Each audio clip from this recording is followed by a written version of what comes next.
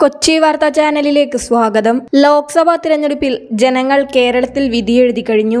എല്ലാ മുന്നണികളും തങ്ങളുടെ സ്ഥാനാർത്ഥികൾ വിജയിക്കുമെന്ന പ്രതീക്ഷയിലാണ്. കേരളത്തിൽ പ്രധാനമായും LDF, UDF, BJP എന്നീ 3 മുന്നണികളാണ് മത്സരിക്കുന്നതെങ്കിലും കാലങ്ങളായി ശക്തമായ പോരാട്ടം നടക്കുന്നത് LDFും UDFും തമ്മിലാണ്. എന്നാൽ കഴിഞ്ഞ തിരഞ്ഞെടുപ്പിൽ കേരളത്തിൽ BJPക്ക് കാര്യമായ സ്വാധീനം ലഭിച്ചിരുന്നു. ആ സ്വാധീനം ഇത്തവണ വോട്ടായി മാറുമെന്നും BJPയുടെ സ്ഥാനാർത്ഥികൾ വിജയിക്കുമെന്നുമാണ് മുന്നണിയുടെ പ്രതീക്ഷ.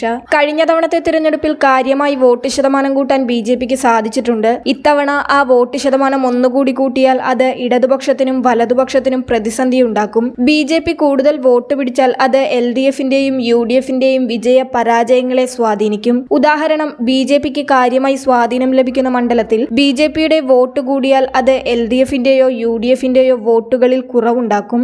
അങ്ങനെയായാൽ ഇരുമുന്നണികളുടെയും വിജയപരാജയങ്ങളെ സ്വാധീനിക്കുന്നത് BJPയുടെ വോട്ട് ശതമാനം കൂടിയാണ്. അത്തരത്തിൽ കേരളത്തിലെ ചില മണ്ഡലങ്ങളിലെ ഇടത് വലത് സ്ഥാനാർത്ഥികൾക്ക് പ്രതിസന്ധി സൃഷ്ടിക്കുന്ന BJP സ്ഥാനാർത്ഥികളുണ്ട്.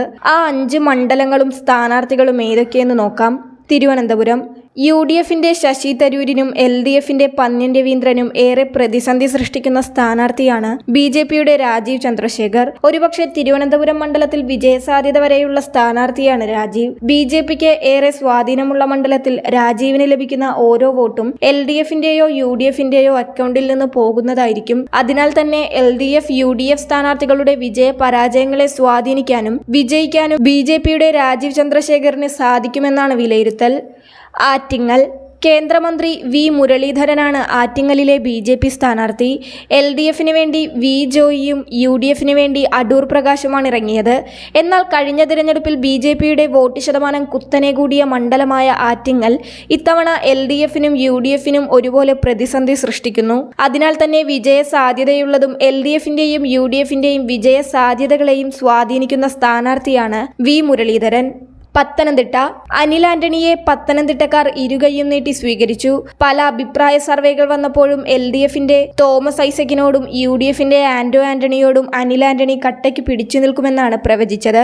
അത്തരത്തിൽ അനിൽ ആന്റണി പിടിക്കുന്ന ഓരോ വോട്ടും LDF, UDF സ്ഥാനാർത്ഥികൾക്ക് പ്രതിസന്ധി സൃഷ്ടിക്കുന്നു. അനിൽ ആന്റണിയുടെ വിജയ സാധ്യതയും തള്ളിക്കളയാനാവില്ല.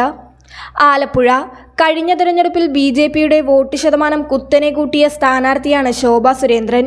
ആലപ്പുഴയിലും ശോഭയ്ക്ക് വൻ സ്വീകാര്യതയാണ് ലഭിച്ചത്. UDFന്റെ വേണുഗോപാലിനും LDFന്റെ ആരിഫിനും ശോഭാ സുരേന്ദ്രൻ വെല്ലുവിളി ഉയർത്തുന്നുണ്ട്. ശോഭയുടെ വിജയ സാധ്യതയും തള്ളിക്കളയാനാവില്ല എന്നതാണ് യാഥാർത്ഥ്യം. തൃശൂർ. BJPക്ക് ഏറ്റവും കൂടുതൽ പ്രതീക്ഷയുള്ള മണ്ഡലമാണ് തൃശൂർ. തുടർച്ചയായി സുരേഷ് ഗോപി 2ാം തവണയാണ് തൃശൂരിൽ മത്സരിക്കുന്നത്. LDFന്റെ VS സുനിൽകുമാറിനും UDFന്റെ K മുരളീധരനും സുരേഷ് ഗോപിയുടെ സ്ഥാനാർത്ഥിത്വം വെല്ലുവിളി ഉയർത്തുന്നുണ്ട്. പല അഭിപ്രായ സർവേ ഫലങ്ങളും സുരേഷ് ഗോപിയുടെ വിജയസാധ്യത എടുത്തുകാട്ടിയിട്ടുമുണ്ട്.